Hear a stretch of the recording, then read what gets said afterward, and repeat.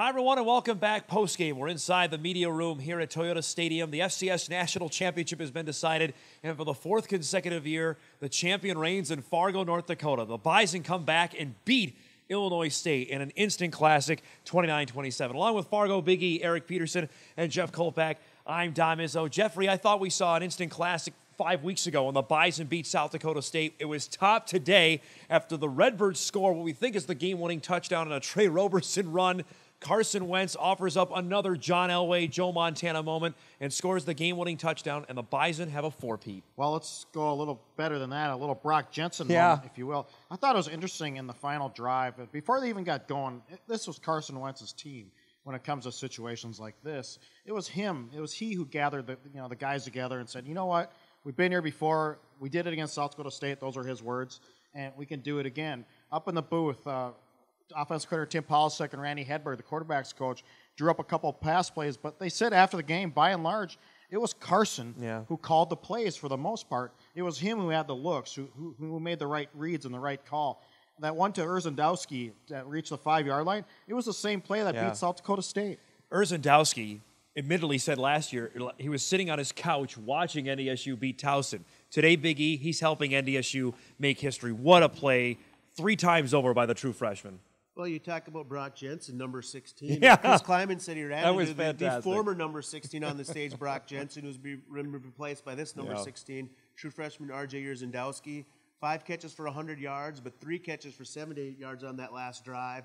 Makes a nice catch to jumpstart that drive, 32 yards over the middle. A tough catch with the defender hanging on him. Catches one over the middle, a shorter one, 13 yards. Is smart, gets out of bounds. And then Illinois State brings the house on a blitz because they're getting picked apart a little bit. Wentz throws it up, a little underthrown, and he has the presence of mind to make the adjustment, come back, because Illinois State defensive back had kind of lost flight of the ball, catches at the 5-yard line, and next play, Wentz does what he does, and here we are. Wentz admittedly said it was a terrible throw, and Urzendowski still made a remarkable catch. The guy who sealed the game for NDSU was another Bismarck kid, and Esley Thornton, who came to NDSU. He was going to be the star quarterback. He was going to be the guy. He said it even in the postgame press conference to lead the Bison to 4 straight championships. Before 2012, he gets moved over to linebacker Big E, and he has the play of the game with the interception to seal it.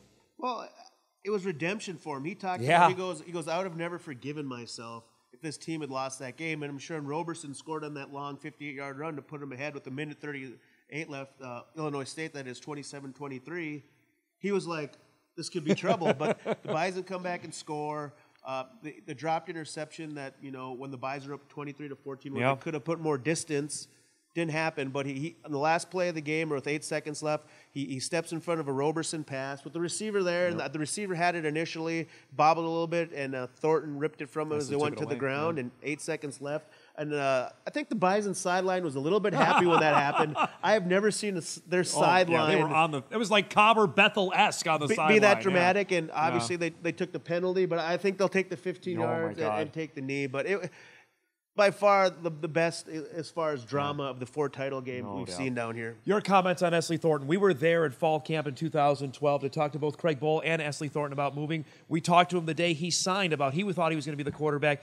He's a smart kid, a great head on his shoulders. I don't think many guys could have done what he did over the last couple of years. I thought it was ironic. The last play he made in his college career was intercepting a quarterback, a position that, like he said, he dreamed of being the 4-year starter for NDSU. That's what it takes. So it takes athletes like that. How many titles is that for Esley now? 15? I mean, we lost count a while back. But now that's 4 in a row. Unbelievable. And Dom, I've covered a lot of games in the day, and I don't ever remember a title game of this magnitude, of this drama. These 2 teams, the athletes out there, and how it's really hard to put it into words. I mean, we're sitting down writing our stories and trying. And really, at some point, you just have to leave the adjectives alone and just let play work for itself. Let the players talk about it. Let's talk about Trey Roberson, because Illinois State came to play today. We've talked about him for 3 weeks. To see him in the flesh, to see that 58-yard run, he did the same thing to New Hampshire to get him here to the championship game. And I'm thinking on the sideline, Jeff, he just won the national championship with the same play. He struggled a little bit throwing today. He was 2 of 10 at one point, but good players like that don't let it bother him for long. In the second half, I thought he was tremendous. In fact, before that last game-winning drive, he would have been the player of the game. I agree. Hands down. He's fast. He's elusive. There's a couple times where the Bison linemen and linebackers thought they had him corralled, and next thing you know, he gets loose. I thought he got better with his passing game as the day wore on. He still isn't a true, passing quarterback, but he's a true dual threat, as it will. But that touchdown run, I thought, and I wrote this, that sometimes fate just prevents you from winning 4 in a row. It's hard to do. Not many people done it. Augustana, Illinois did it. It was the last time Carroll College did it. But in football, there's so many things that could happen that could just ruin a four-peat. NDSU's former AD, Gene Taylor, I saw him after the game, and I said, boy, Iowa, good luck with that with Illinois State. And Taylor said he talked with AD Gary Barta, and Barta asked Taylor, is that number 5 coming back next year? And Gene was like, yeah, unfortunately. Of course, Illinois State plays Iowa next season, and then they get the Bison. And he said, what about Wentz? He's like, no, he's going to be long gone by 2016. So good luck to them. He was unbelievable today, and so was Marshawn Copperidge. He didn't have a touchdown today, Big E, but he would scat through the hole, and he had I can think 3 or 4 long runs on the Bison D. Both of them are very explosive, and Jeff talks about fate and stuff that gets in the way. One player I thought, this might not be NDSU's day, when Roberson was on a full sprint dead right, kind of threw it up in the air to James O'Shaughnessy on the sideline, and it looked to be like 2 or 3 Bison defenders there. Bison there. It basically lands in his breadbasket. He breaks the tackle and zips in for a touchdown. And those are one of those plays where you know what? Illinois State, they made a play. The Bison seem to be in good position, and it might not happen. And then Roberson has that run late, and you're even they fought valiantly, but they just played a team that outplayed them. And that last drive comes along, and it's like South Dakota State. See, words are tough, aren't they? They are tough. The words are tough for this game. I got a cold eagle after the game. He goes, everyone's telling me how to describe it. I don't know how to describe it. It's indescribable. This team just had to resolve. It might not have had the steamroll effect that last year's team had, but there's something to be said about knowing how to win and finding how to win when it looks like you're in trouble. Some historical perspective, and you know more about this than anybody. The Bison seem to win championships in clumps. They won 3 in the 60s, 4 in the 80s, and now 4 in this decade to go along with one from 1990. This class will finish 58-3. More titles than losses. It's unbelievable. That's just, you'll never see that again. You'll never see a 33-game winning streak again in FCS. I don't think you're never going to see 4 in a row. I don't think so. Maybe not. I don't think so. But you're never going to see a senior class have more titles than losses. Yeah. They play too many teams. There's too many FBS games. You could name a number of reasons. But why do they do it?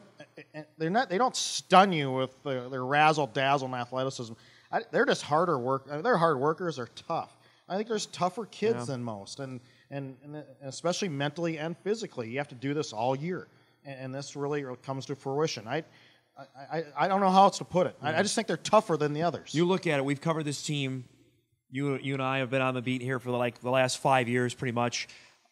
There's a few moments that stand out to me. Kansas State is one that really was there. Obviously, last year with how they performed against Towson, the game against South Dakota State. I mean, there's hard to pick one for this class to say that's their indelible moment. K-State might be the one that you would circle to say that's where they really put themselves on a new level. Maybe just this season in general is their indelible moment. Travis Beck goes down, Zach Vry has been healthy, but it goes beyond this senior class, this whole run. It shows you, and they talked about it, it's not just us, it's the younger guys. True freshman R.J. Yerzendowski steps out. Look at that 2011 game when this thing started. Travis Breck was a freshman. Yeah. He makes a big play. You need the guys up top to lead it, but you need a freshman, a sophomore. Chris Board today had a recovered a pooch kick that was muffed that led to 3 points. Redshirt freshman. Yep. We had the Joe Haig run play, which I don't know what to make of that. But and he made many tackles. You have Nick DeLuca, a sophomore. And Yerzendowski alone is a true. You need these top to bottom strength of program to do something like this. Some words on Chris Kleiman. Takes over, career assistant. Takes over a program that many had pegged. They were the number 2 team in the preseason poll. I know you love those when they came out way back in August. And takes this team when everybody thought there was going to be some drop-off and wins the whole thing. It's a risk. It's a risk taking over for Craig Bowl and winning 3 straight titles. You don't want to be the guy to follow Bear Bryant. You want to be the guy after the guy. You don't want to be the guy following John Wood. And not that Craig Bowl is at those 7 multiple title levels, but in the FCS level, he is. He's the guy. And you don't want to be the guy to follow Jeff Kolpack. That's not a status. Here's Jeff Kolpack's been covering this team so long. He was going to pull out the close four-peat that the Bison had in the did. 80s, that a field goal wrecked. Jacksonville State. Yeah. When NDSU was up 2 late in the game, he's like, "Oh, I got that one in the back of my head." Correct? I saw that coming. They're down. They're up 2 and losing on a last-second field goal would have ruined a four-peat like the 80s. But to do what he did, and not only him, but also Carson Wentz, because he's stepping into maybe First-year player, first-year starter. First-year starter, and a guy who's going to be both those guys. Jensen and Bull are going to be in the Bison Hall of Fame one day. You want to be the guys that follow those guys, and each of them were immaculate this season. They were both great. Yeah, like you say, you talk about Chris Kleiman following in those footsteps, but there's a lot of players that did that too. The last year's seniors, there's a ton of them, and Joe Haig taking over for Billy Turner. Yeah, it becomes All-American. Yeah, it becomes All-American.